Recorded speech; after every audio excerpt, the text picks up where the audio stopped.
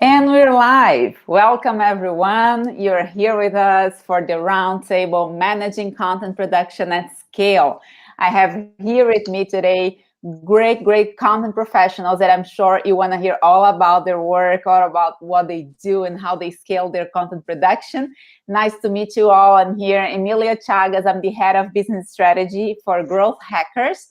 And I too have a content background. That's why our team at Growth Hackers invited me here today to be a mediator of this roundtable. I've worked with content production for both startups and enterprise companies for several years. And that's a topic that for me is, close to my heart. So welcome everyone to talk about such an amazing topic today. Scaling content is, we know, such a challenging work for many companies and agencies, and everyone that today is online, and the whole world is online. We live through content, and managing this content production, managing all of this scalability for content is challenging. So why not to hear from these guys and girls here who do their best to do a great organization, a great operation for content production. We want to learn from them. So I want to start asking you all, and we can start with Camila. Camila, you're right there, so I'll start with you.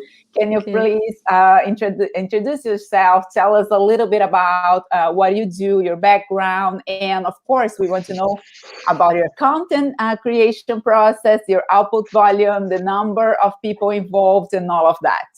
And if you can start, and then we go through the whole table. Perfect. So thank you, Emilia. Thank you. And good afternoon from Brazil, but I think all people all over the world are watching, so maybe good morning as well. I work at the marketing team at NeoGrid. I manage a team of 15, but we have multiple specialties on the team. And NeoGrid is a software B2B company, and we have today, I think, about 10 or 12 solutions in our portfolio, and we have to work with demand generation for all of those at the same time with the same attention. So that's our main content, let's see, challenge at this point. And we have now 2 or 3 agencies working directly with content, and we display everything on our website, blog, YouTube channel, LinkedIn, and I believe everyone is about doing the same thing. But that's it. It's a large amount of content today. So. Oh, wow. We have so much to learn from you, Camila. Welcome here again. Swapnil is here with us too. He's the VP of Marketing at Atlas System. He has a great background in marketing leadership with global companies as well. And I know that Atlas is a leading IT and technology company based in New Jersey. So Swapnil, welcome here. Tell us a little bit more about yourself and about your content operation. Yeah. Thanks, Emilia, and hey, everyone. Great to be here. As Camelia mentioned, that I'm working as a vice president of marketing with Atlas. We are a tech company, predominantly into IT services, and we also have products. So currently, I'm managing the IT part of it, and we have our own solution, which is artificial intelligence driven. And my job is basically to focus on the complete demand generation strategy as well as content marketing. And marketing is, the way it has evolved. Every year there's something new, whether it's SEO, content, social media. So it's we are really producing a large amount of content. It's a couple of them is like daily, whether it's social media post or video content, infographics, ebook, white papers, case studies. So yeah, definitely the way I think things are moving to digital. Surprisingly, last year after this pandemic hit, most of the B2B consumption actually started in manufacturing, which is a completely different industry, right? So definitely, I think we are hoping to create more content and create value to in order to generate traction and Yeah. provide knowledge to the end customer. Definitely, definitely. Yeah, so timely, this subject. Thank you so much, Sapnil, for being here with us. I want to hear from Dave. Dave is the CEO of Content Camel and working not only for his own team, but also for other teams, as Content Camel is a marketing content management tool.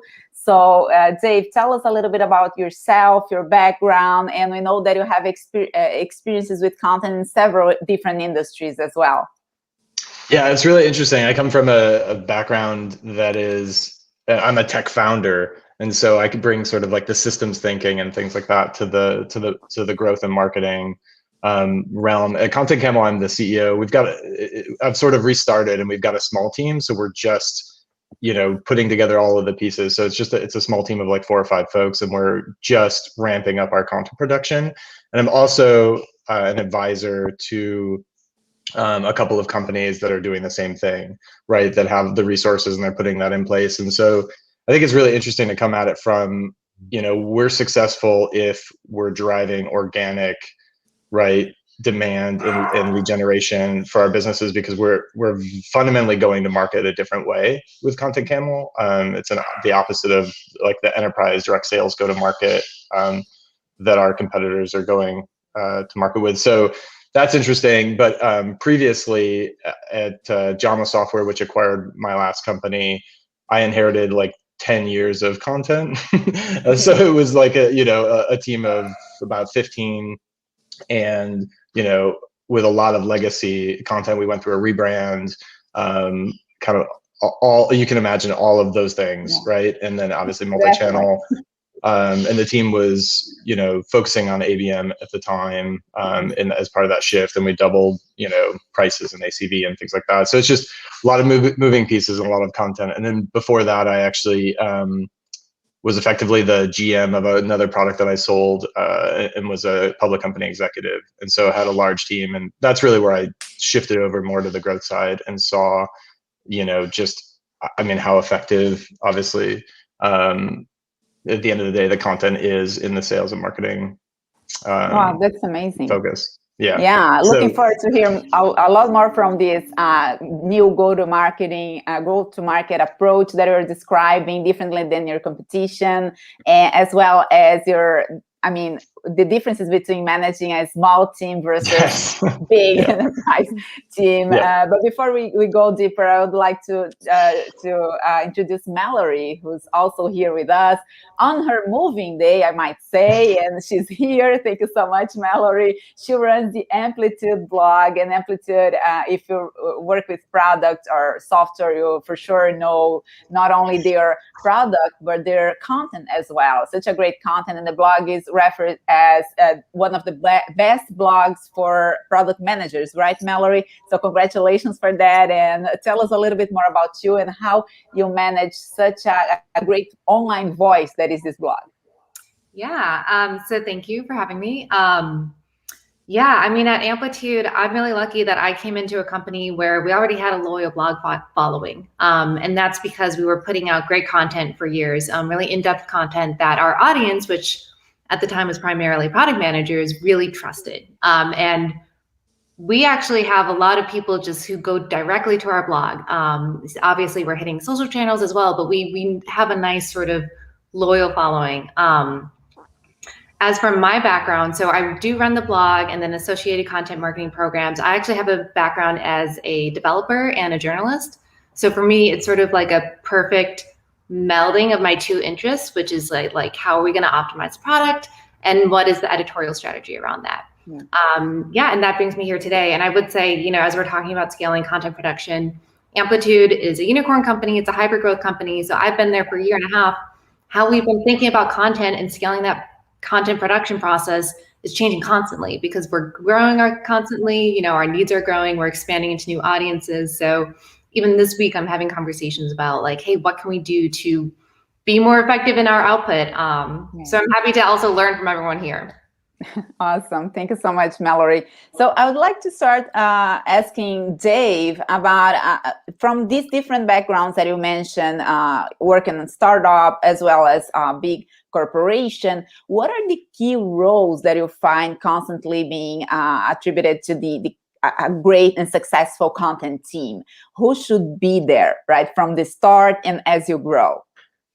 Yeah, I think it's really interesting because as you scale up the team, you know, what at least what I've seen across, not just on the content production side, but with scaling and managing any large team, is that as you grow, you're really putting into place specialization.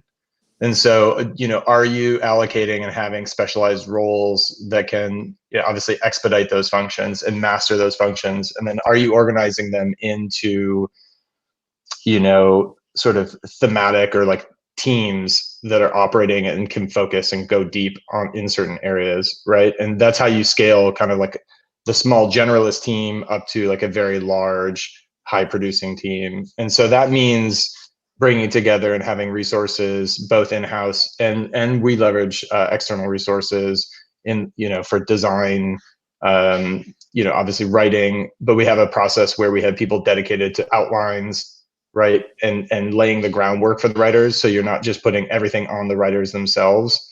And then on top of that, you know, you have dedicated editors, and then on top of that you have folks that are managing the process from a project management.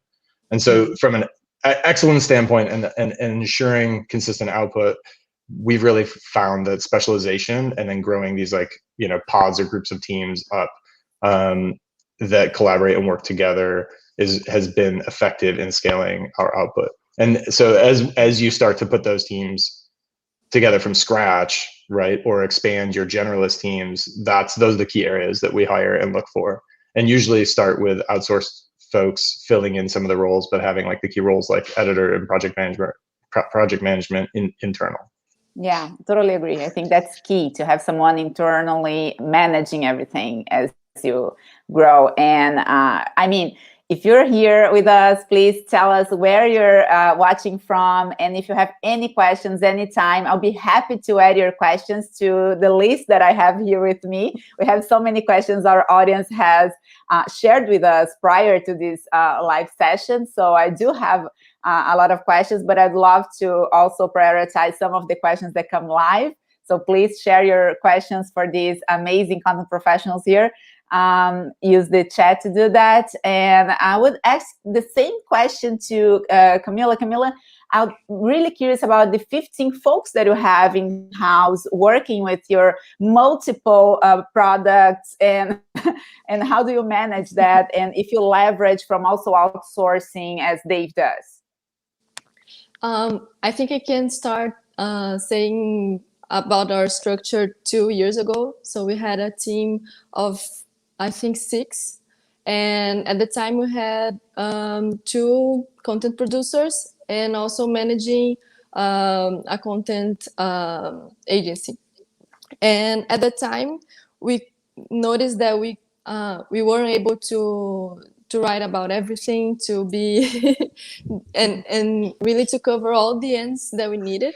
So we decided to shift things a little bit. So we outsourced more, and those 2 people became a lot more strategy people. So we could think about other things and look at all the content that we had. Now the 15 that we have the demand generation team, we have this institutional and branding team, and they are located with different activities. But today in the demand generation, which is the largest amount of content that we produce, we have people looking to inbound strategies, outbound, and ABM, and these content producing activities. So the team now, we still have these, like, I think 3 or 4 looking specifically to content, but using a lot of agencies as well. Oh, cool. Yeah, that's super smart. I would like to ask you, Swapnil, about there's a question that I want to ask all of you, but especially from you. How do you come up with editorial ideas to maintain your production flow working in such a specialized industry? Sure.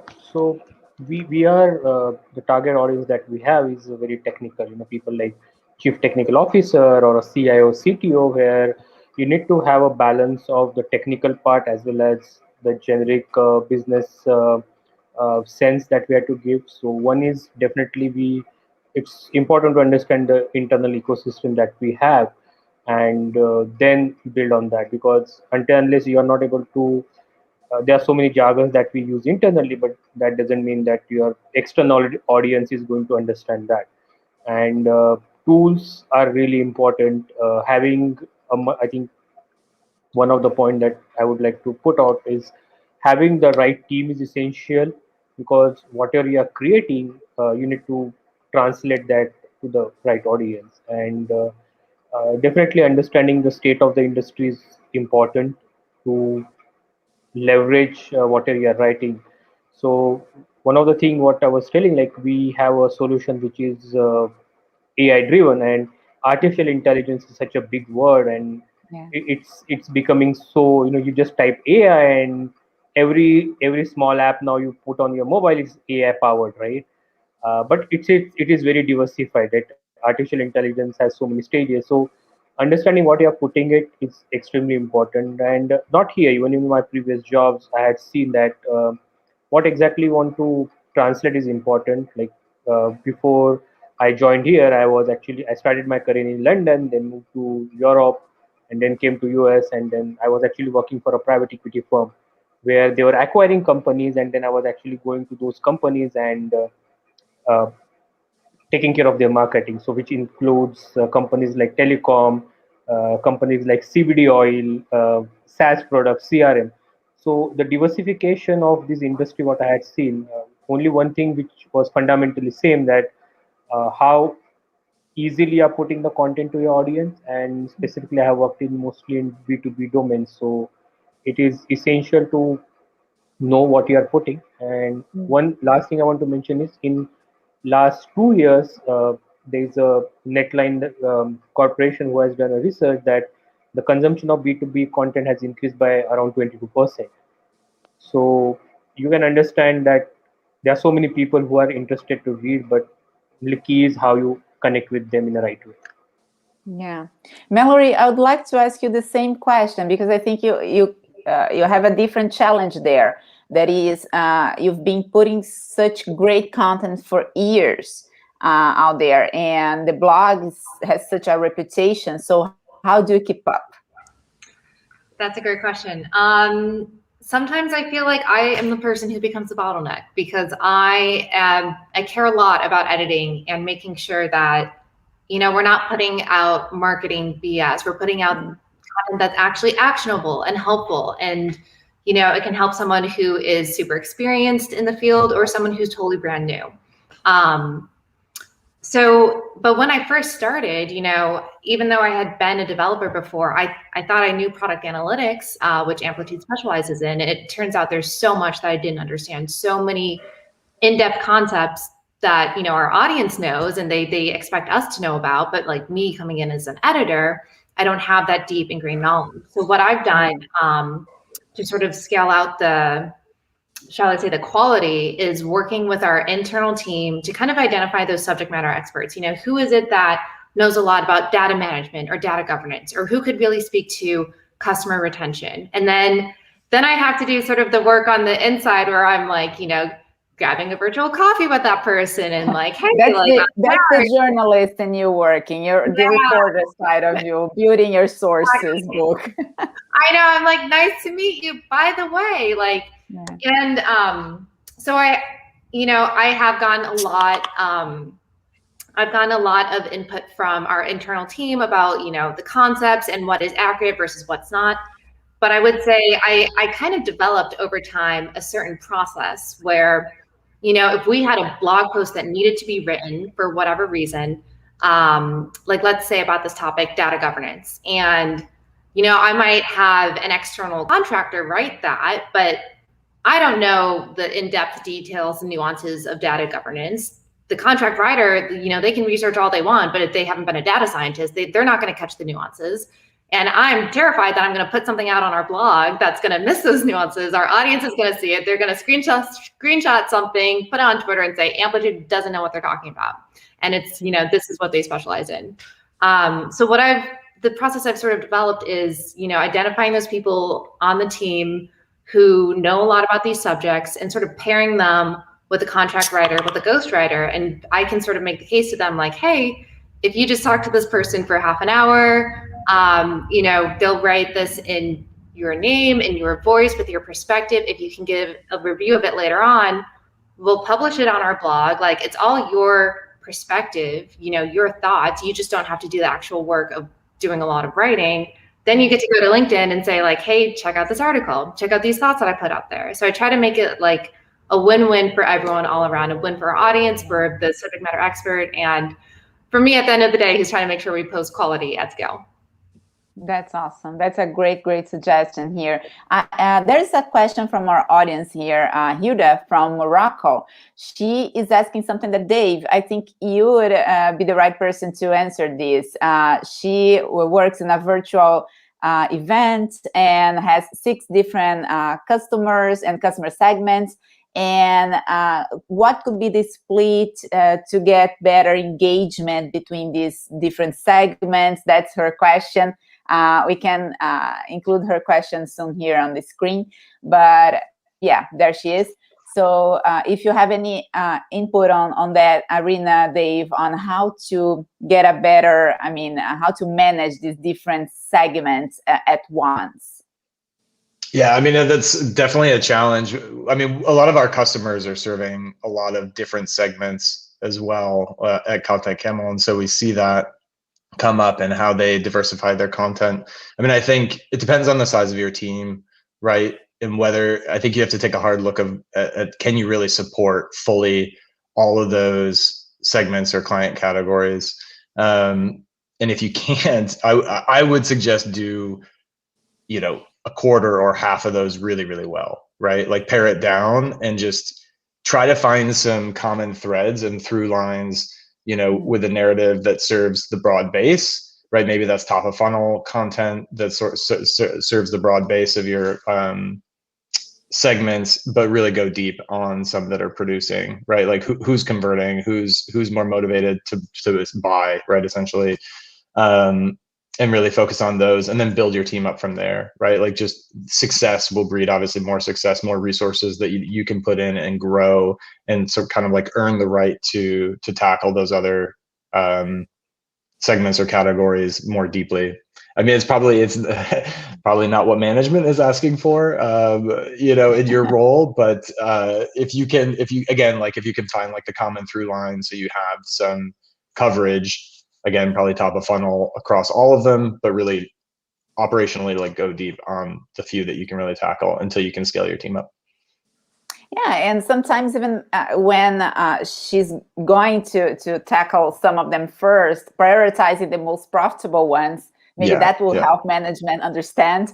Camila, I see you're agreeing here, and you do manage with different segments at once as well. But there's another question that I would like to ask you. It comes from Augustin Beltramino.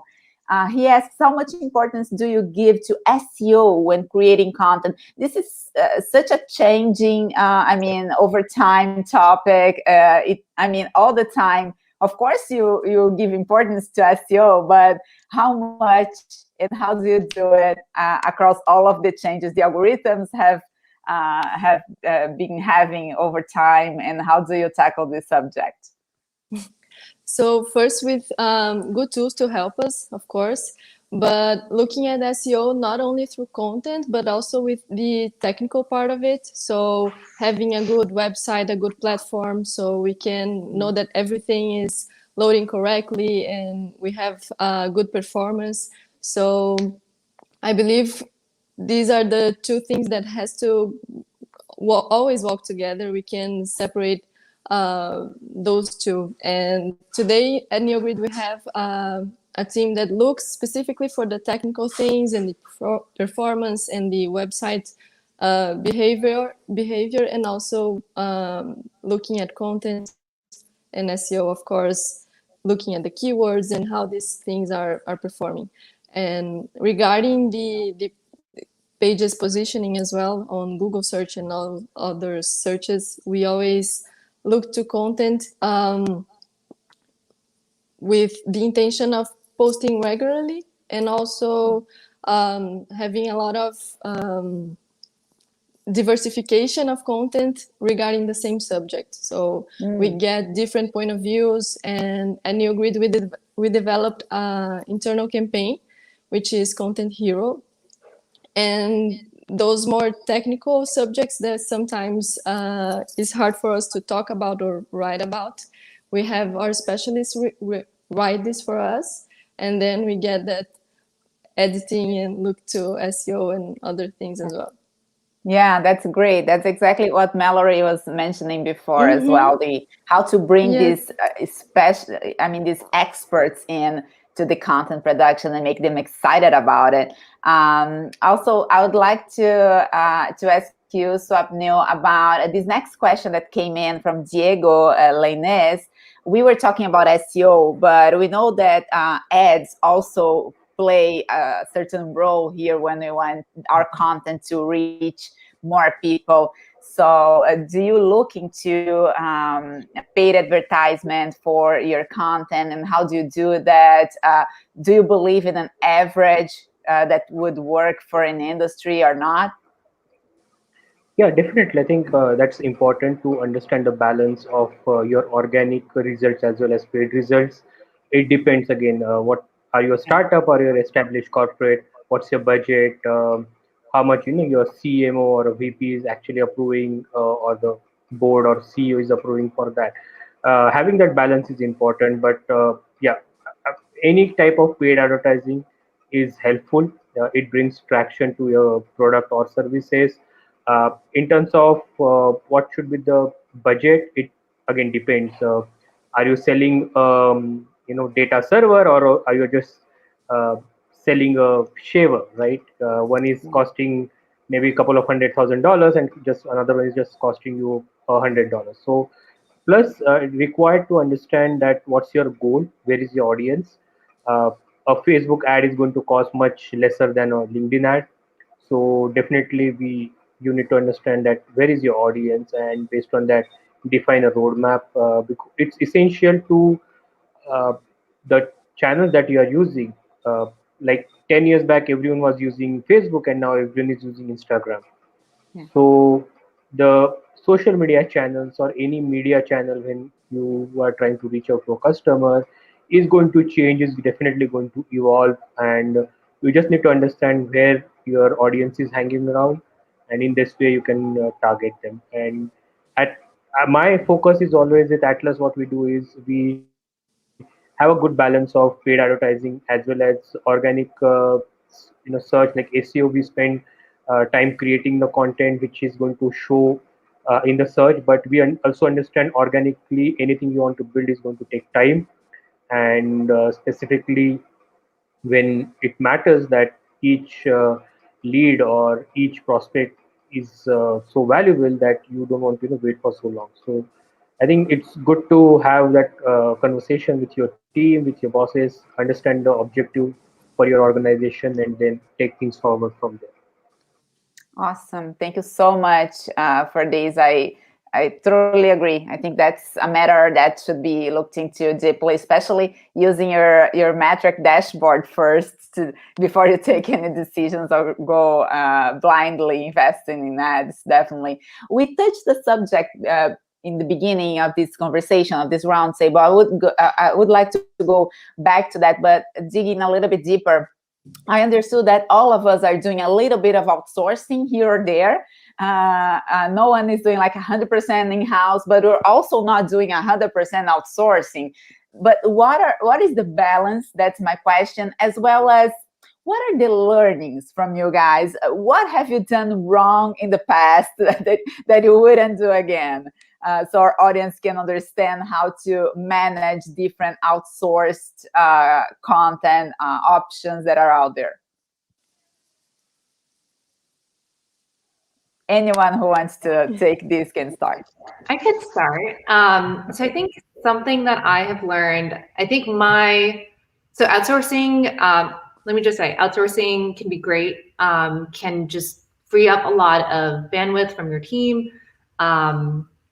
you know, when we were talking about SEO, I'm thinking about like SEO is something that's always on. You know, it's always happening in the background. Maybe it's not like the big splashy thing or the priority at the moment, but we always need to be investing in it. And so that, for instance, could be a great thing to hand off to an external agency. I think that one place where I have had some friction or have tried to figure out what to, you know, how to improve is when it comes to that subject matter expertise or just knowing the brand voice even. Because agencies, you may have a consistent agency, but you may have a different writer come in every 6 months. And like, you could do all you want to try to set the expectation that, hey, we need, you know, one consistent person, but ultimately there's going to be some turnover. There's going to be some changes with resource allocation. And I have struggled when, you know, I've helped an external writer like understand the voice, understand, no, we would say this, we wouldn't say this, we would reference this, we wouldn't reference this. You know, I've gone through the process with them for months on this. They are in a great place, and then they get sent to another, you know, another client, or they leave for a different agency, and then I feel like, oh shoot, I have to start over again. So something that I'm trying to work on, and I don't fully have this solved yet, so maybe anyone else has ideas, but I'm trying to figure out, you know, what is like the training or the, you know, the go-to like guidebook that's like, this is our, not just our messaging, but this is like everything that we, everything that we consider. How can I compile every edit that I've made so that I don't have to make it again 4 months later? Yeah, I think Camila would like to come in here because through Growth Hackers Workflow, I know that Growth Hackers Workflow is the content management tool by Growth Hackers. She uses that, and I know that you work directly with the contributors, with the writers themselves instead of the agency. So what's the difference there, and why have you made that choice? First, one of the reasons is what Mallory brought up.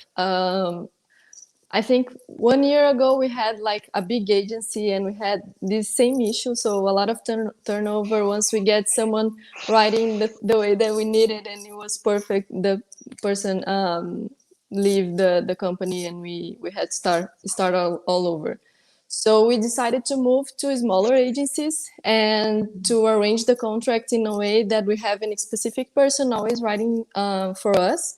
So in that way, we have almost a full-time person looking at NeoGrid only and being more, having more knowledge about our business. And in that way, we get closer to them. So that's the way that we discovered that work the better for us, because now we have 6 agencies with different specialities, and we brought them up inside our management tools. So yes, Growth Hackers, but also we use Azure DevOps for the activities management. So we work with Agile marketing, and all of these agencies, they have their own profiles there. So they work as a part of our team.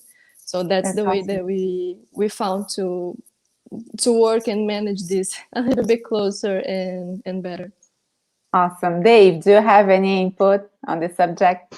Yeah, I mean, I think anything that you can do, to Mallory's point, to systematize what you're doing, like you sort of, I mean, coming from the tech side of things, you know, I like to treat the content and content production process as product, right? And so if you can write everything down, which I've made all the mistakes in the past as well, but like if you write everything down to set that expectation, so you do have that sort of playbook, guidebook, you have, you know, you put the systems in place, they're using your systems, and you're really focusing on what can the internal team, what are they uniquely capable of doing, right? Like leverage the things that only they can do, right? As like an editor or someone that's bringing that, you know, subject matter expertise, that technical expertise, if it's a technical product, right? Make sure that you're not sort of missetting expectations by expecting that to come from outside. And are you doing everything that you can do to systematize the process to hand off the stuff that you can get off of the internal team's plate and scale it from there? That's really, yeah, I mean, that's the focus on our side of how to leverage outside resources. I like what you said, treat content as product. And I think, Swapnil, do you agree? Being in a very high-tech company, do you guys also treat content as you treat your product? Yes, definitely. I think that is required for us because the kind of audience that we have, it is we can't have the content that is below average. One of the essential thing is we are talking about specialization. That is uh, required. Why? You see, there are writers with very specific skills, right? Someone who are very good in writing about travel and tourism, but the same person cannot write about computers. So we are working with a couple of authors who have written books on AI and machine learning, and they are writing blogs. They are coming and helping us, and that has been validated by the internal technical teams. I think that is required for everyone to have that proper understanding of what exactly you are putting out there, Yeah. and it doesn't matter. I feel that whether you are writing out on your own or you are actually giving to someone else. For example, if you just type the word content marketing, you will get a couple of million articles. The goal is not to produce content, but the goal, because then it will be just become a routine activity. Hey, I have to, my calendar says publish 10 blogs and then I'm just publishing 10 blogs. However, the goal is how you actually meet your ultimate buyer or the person who's actually going to make a purchase from you and make a difference in his life at least, or help him to make a better decision while buying that product or service. uh, like that, I think how we are going to, like, I never in last couple of years I had not gone to page number 3 or page number 2 to find anything. How many out of us actually went to page number 2 or 3 Mm. to actually look into something? So the bottom line is, I think it's essential that whatever you are creating, how different and is there, and how exactly you are creating value. It doesn't matter whether you are getting it from an agency or you are creating by yourself. Awesome. Thanks so much. Camila, I would like to ask you another question on how do you streamline communications? You mentioned 6 agencies that you guys are using right now. That's a Yes. impressive number. So how do you do that on a daily basis with a large distributed team and everything? As I was saying, today we are using Azure DevOps. So our company is a Microsoft partner, so it's easy for us to use this tool.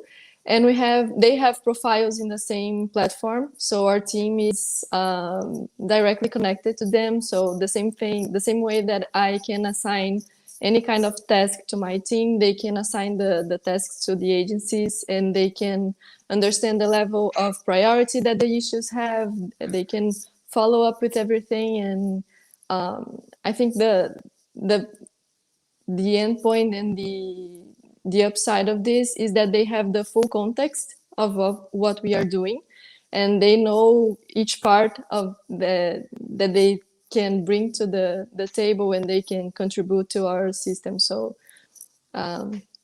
we have to treat them as our own and they are part of our team, and we have the tasks well divided, and they know where a job ends and the other starts. So it's all with one tool is the thing That's we need. amazing. That's really cool. We'll go back to tools in a minute, but I'd love to learn from Mallory. How do you do that as well? You mentioned that you also request some input from experts in your team, and you also work with other providers. So how do you streamline this communication on a daily basis? There's a lot of emails going on different versions of the same content. A lot of Slack messages hitting me all the time. That's a great question. Luckily, we don't have 6 agencies, so it's a little bit easier to deal with. We tend, I feel like the communication method kind of changes based on the type of, like, the purpose of the content, because we'll have content that is targeted towards SEO, and the way that we communicate about that with, a different agency, that might be over Slack, and we have like a spreadsheet and a whole Jira process for every step of the way. But then like our product launches are totally different, or things that are intended for thought leadership, where we're working with a PR agency and trying to get executive thought leadership posted, that becomes a whole thing, oftentimes meetings involved. I'm actually in the process right now of trying to have a better process, like have better streamlined communications. So one of the things that I'm pursuing is, can we have an hour sort of like big content check-in across all the teams on our marketing team every 2 weeks? Because on content marketing, we're creating a lot of content, obviously, but our product marketing team, our growth marketing team, our partnerships team, they're all producing content. And the other thing is, I don't know about y'all, but I have found that so much of our great, amazing content has come from like slide decks that people have created and then put into the abyss of Google Drive, and then someone stumbles upon it like a year or two later, and it's like, oh my God, we have this great content. So how can we sort of be less siloed, like share with everyone what we're doing? So that, there are many ways to talk about communications with a large team, but that is something that I'm focused on, is like, what is everyone creating? How can we juice more, whether it's like awareness or lead gen or SEO or just even engagement out of things that have already been created by other teams. Definitely. And Dave, I would like to extend the question to you and add on top of that, Diego also wanted to learn more about your outsourcing suggestions and your playbook. He asks if it's a literal or figurative playbook. No, it's literal. I mean, I'm a big proponent of like writing all the things down, right? Like if it's not written down, it's not a shared understanding, because you have a conversation or you have a meeting or whatever with an internal or outside, internal resources or outside agency, and you think you all are on the same page, and then you walk away and you realize like, oh, hey, not really. And so anything that you can capture and build up the systems, right? And those systems, again, to like Mallory's point, like how she's putting everything together, those systems then become of your your operating system, like your running process, and it needs to get written down. And so we have templates for obviously like all the personas, right, and our product messaging and all of that, and then that gets rolled into briefs that we issue to the specialists that are going to be producing the different types of content. And so it's reusing and sort of creating that shared understanding through things that we're capturing, and there's always gaps, and it's just going back and filling those gaps to make sure like, hey, people asked about these questions, or these questions are coming up, and making sure that that's documented. The listening part of the streamlining and producing excellent content, that's like really tricky. I don't know that people have like super cracked that. There's still a lot of serendipity that happens. I think people under leverage. It's an opportunity. I mean, people under leverage what customers are talking about. People under leverage maybe some community aspects that they have going, or that they could have going, right, to listen and use that as input for their editorial calendar and streamline operations and just see what people are talking about or what questions people are asking that are maybe new and different, or a different take on what you're already producing content around. And there's a lot that obviously the internal team brings to that. Great. There is another question also on playbooks or frameworks. That is, if you were to scale your content production severely right now, what path would you take? Or maybe you have taken this path in the past and it worked. What would you share with our audience right now? That we have a lot of people doing that right now, and they want to hear from you. What is the step-by-step process? What is the framework? Is there a framework after all? What do you think? Yes. It's interesting. Like, I've actually just gone through this, or I am going through this with a company that I advise. And I think the interesting thing that we've done right from the outset is, one, we're operating inside of a competitive marketplace. And so we did the competitive analysis on, content production coming from the competitors to just set a baseline, right? Like if your competitors are organic focused and they're generating 100 pieces of content a month, what are you bringing to that party? I guess, like, how are you being competitive? Like, producing 5 pieces of content a month or whatever is not going to be the most successful if you're going to market the same way, right? And so we did that analysis. So we came up with a baseline, which helped us set internal targets for what we were going to scale to, and then actually produced, based on what I was talking about, specialization, like, hey, we need these roles. We actually then put together a plan from a budget perspective, which I think is interesting for buy-in, because I think a lot of times people, at least from the management side, people find that like content happens to them versus really being intentional, right? About how much are we going to put towards this? And I want to free up the teams to execute, like, here's the budget, let's go. And it's a little bit hard if that's just slip sliding and nebulous, right? And so it actually the frameworks essentially started from there, besides all of the like persona messaging work and everything that we did as well.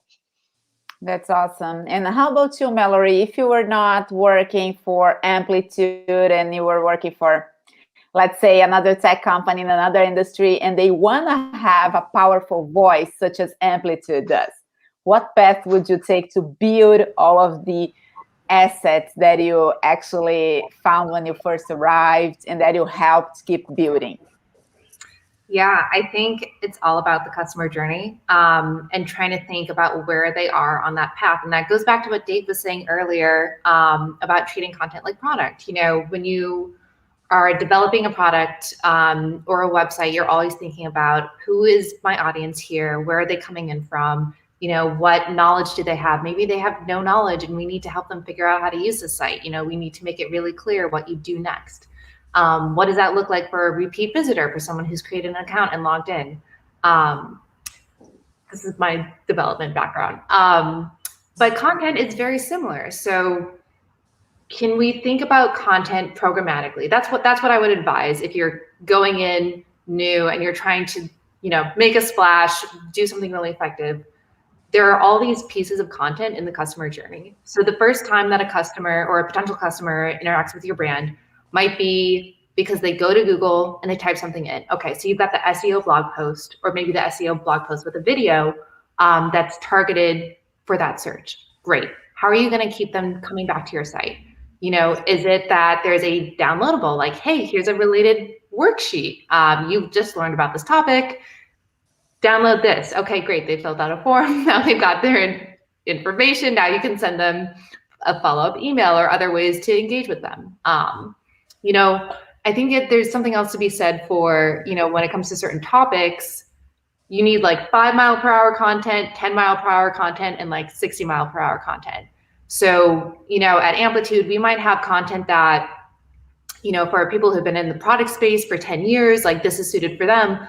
But we can't only be, speaking to the experts. We have to be helping along the people who are brand new to product management or this space, or who are trying to break in. So how are we creating content for both those audiences and helping the sort of newer people go along and become the advanced user who, hopefully along the way, they also become an Amplitude loyal customer. Wow, that's so helpful. Thanks so much, Mallory. And that's not easy to manage as well, especially if you're first arriving and the managers, as Dave put before, the management, they want to talk to the almost their buyers, right? Customers that are almost converting, that's the only ones that matter. But really, to get those ones, you actually have to talk to the entire funnel. Definitely. And Camila, how do you do that if you have like multiple funnels like yourself? You do have multiple products, multiple buyer personas, and you walk into an institution like that, an organization like that, as you did. What are the first steps? Is there a framework to go through or to help these first 100 days, we can say? And this is something that we are working on right now, because we have, I think, 5 to 6 years of content, and they are all spread out in different platforms and even on our drives for all this content. So we are building this content matrix, so we know step by step which are the ones that are done and are all reviewed, editing, and they are good to go, and what are the gaps as well. So maybe I can see that I have top and middle of the funnel content for one solution, but I'm lacking the bottom of the funnel and the in-depth content. So I know that I can focus on this, and I can direct my team to work on this as well. So when you have a lot of content and in a lot of places, build this very easy, maybe just a spreadsheet with columns and lines. Just I have this one, that one, and now I need to focus on these other ones. Yeah, so I definitely think building the content inventory as you first start, it's really helpful, even to avoid redos, and I mean, it saves a lot of time and budget for sure. Dave, would you That's like actually to what add? we do. that's what our software product does, and we actually have a free template for content audits. So interesting. Good to know. Thanks so much for the input there. Swapnil, I also want to ask you something on. We just missed him. Yeah, when he comes back, I'm sure he will soon. I can ask the question that I was about to. Is on very technical content from day one, but we'll learn more about that later. I would like to learn from you guys. Tools. We're all about tools. We talk about content. We talk about tools. And for sure, this was the number one question from our audience when we asked the audience what they want to learn from you guys. So they want to know what are the right tools to keep an eye on to set up content creation at scale. They're talking about content calendars, SEO, automation. So we want to learn all of it. How about you, Mallory? I was just thinking, I'm so excited to get input from other people, because I feel like the tool I'm using most, and this is probably not the right response, but I'm just living my life in Google spreadsheets. And, it's great for keeping track of things. It's not necessarily what we need to scale out content production. I find like a really great task management system. You know, depending on what works for your team, you can do something like Jira or Asana or Rike, something where you can have sort of like a templated process for like, oh, it's this type of blog post, or it's this type of content program. We can always duplicate this. We know the assignees. We know we know the due dates. But honestly, it's like there are a whole lot of content management systems out there. There are a lot of great ones. It's going to depend on your business need and your business size. I would say when I worked at a smaller company, HubSpot was really great for us. And I loved how all the tools were very integrated. But for a lot of larger sort of enterprise companies, they need something that's, a little more built out. And so it's pairing like a CMS with something like Marketo. So it's very dependent. And I'm excited to hear what the rest of y'all share. Yeah, I mean, I've used everything. I mean, from like Asana, Rike, Jira, Confluence, Google Sheets, lots of Google Sheets. I think it really comes down to, have you defined your process, right? And I think most tools will support your process if you have it well defined and you find something that's like, again, like the raw process that's working for you. How you're categorizing the different states, how you're getting stuff assigned out to internal and external folks, right? To move the content through your production workflow. We also use, the organizations I'm working with, we're using the more like static site generator CMS approaches, just for speed and kind of versatility. And so I think that's probably like if you're not doing that, there's that's sort of maybe a developing trend, or something like Contentful, right? That's like API driven.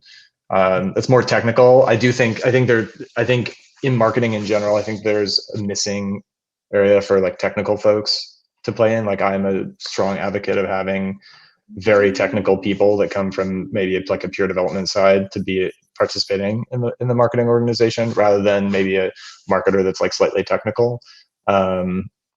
Because I just think it adds a lot of some of the plumbing and process that might be missing from some teams to just work through it at like a high quality. Yeah, and then we like a lot of Zapier stuff to glue things to glue things together. So, definitely. One thing that I would add there is that to the point that Dave mentioned, having a very well-structured workflow or a process, and the tool that you choose should adapt to your process and not the other way around. Definitely. We put so much effort into Growth Hackers workflow to make it as customizable as possible, integrated to Zapier, of course, and a whole other set of hundreds of different tools. So Swapnil, welcome back. We would love to invite you into this conversation. We're talking about tools, and I'd love to learn more about what you use at Atlas, what is working for you in all senses, both from the workflow point of view as SEO, as publishing, multiple channels. What are you working right now that you would recommend? Yeah, so we have a lot of tools in our arsenal here. Growth Hackers Workflow is definitely one of them. We use HubSpot for marketing automation, SEMrush. Uh, if you have seen, I think all of us who have been in the industry from last couple of years, the MarTech and AdTech tools, which are like it has just accelerated in superficially in last couple of years. That so there are so many tools now available. My take always is, for example, analytics. It it does not matter how many analytical tools are there, but how you read the data. That's essential. So it's essential to understand that I'm okay to have 5 tools, but is that driving revenue for my company? Is that bringing results for my department? I think that is required to understand.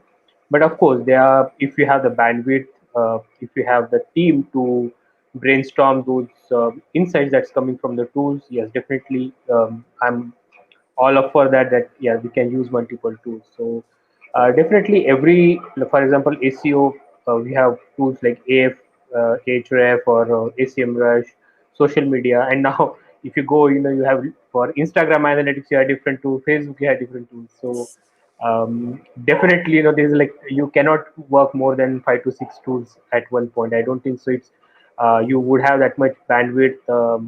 Or you really need a strong research team to understand everything, every bit of it. And the question is, how would you streamline everything, right?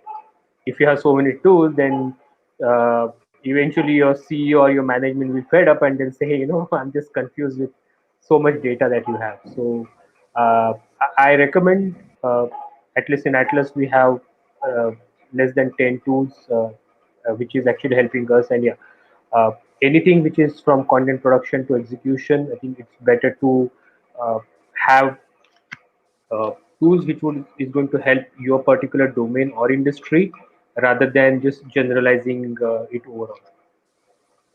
Oh, I love that. Definitely. I think less tools right now is more.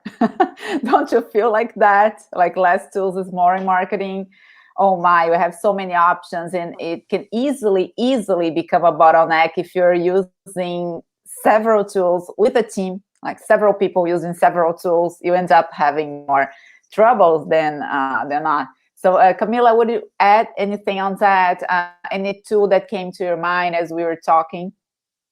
I was just thinking how interesting Dave was talking about processes and how difficult it is to a creative team work with process, because the thing to bring more technical people to the team, I think, contributes a lot to this.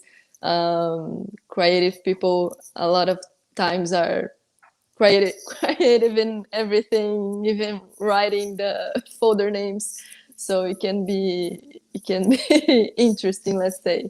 But now I think, yes, the same thing as Swapnik, that we have to have less tools and be more effective on the ones that we have and make them work for us. But we can think about just that the tools will save us. We have to have the processes well structured before.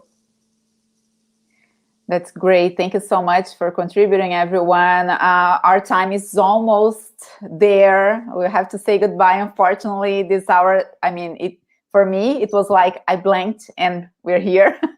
It was so much fun. I have one last question, though, and I would like to hear all of you real quick on the main challenges that you can share with our audience on managing a high volume content production, strategies that you have taken that have brought better results, or even mistakes that you perhaps made and you would like to save for our audience, so don't make the same mistakes that I did. Any last suggestion or tip to our audience would be very helpful coming from you guys.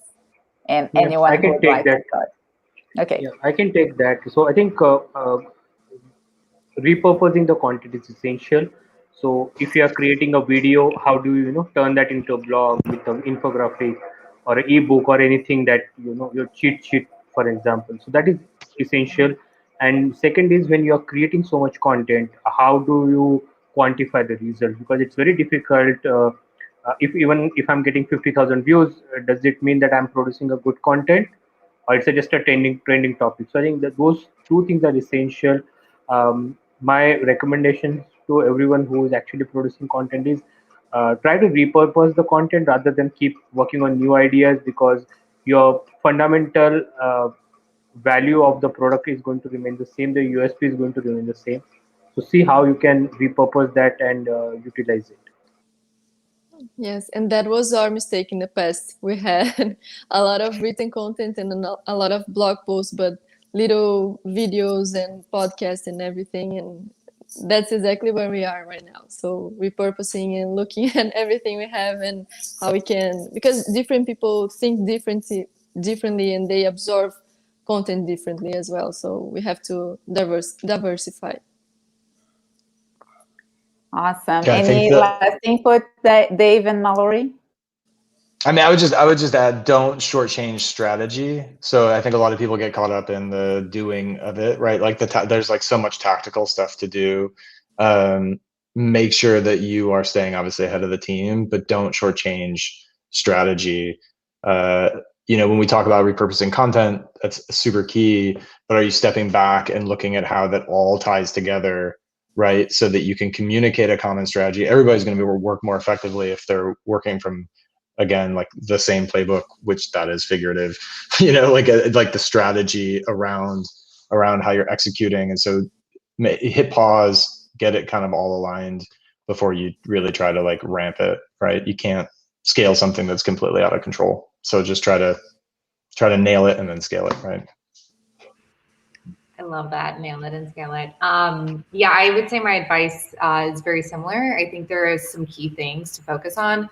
Process, leveraging people on the team, making sure you're not siloed, going there for your expertise, but also the purpose. What is the purpose of the content? Who is the audience? What value are they getting from your content?